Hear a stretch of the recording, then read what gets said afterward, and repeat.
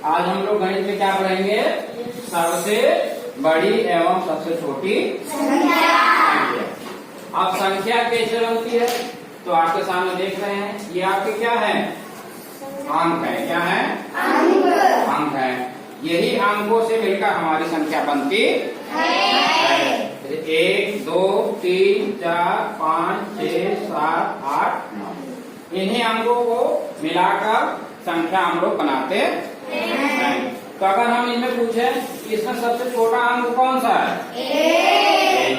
तो अगर इस तरीके से आपसे पूछा जाए कि एक अंक की सबसे छोटी संख्या क्या है, यानी कि जिसमें सिर्फ एक अंक हो, तो इसमें सबसे छोटी कौन सा है?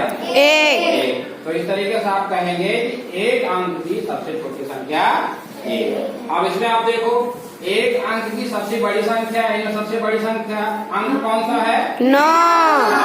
तो आप देख रहे हैं कि अगर सिर्फ एक अंक लिखा जाए और वह एक अंक में सबसे बड़ा अंक क्या है?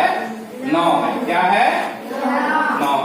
तो इस तरीके से आप देख रहे हैं कि जब हम एक अंक की बात कर रहे हैं तो इसमें जो सबसे छोटी संख्या आ रही है वो है 1, और अगर जब एक अंक में सबसे बड़ी अंकों की संख्या की बात कर रहे हैं तो उसमें आपका क्या आ रहा है? 9 आ रहा है। क्या आ रहा है? 9। और इसी प्रकार से अगर जब 2 अंक की बात करा जाए, यानी कि जहाँ पर 2 अंक हो, तो एक आपका क्या हो जाएगा कि 2 अंकों की सबसे छोटी संख्या कौन सी हो जाएगी? 10। पहले तो 1 लिखेंगे, ये सबसे छोटी है।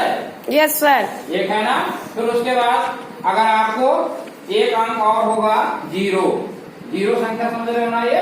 Yes sir. तो ये क्या होता है कि अगर हम 1 के बाद अगर कोई शून्य लगा देते हैं तो क्या हो जाता है? क्योंकि 9 के बाद अगर हम पढ़ेंगे तो क्या आता है? 10। तो शून्य अगर सिर्फ लिखा हुआ है तो इसका मतलब नहीं है।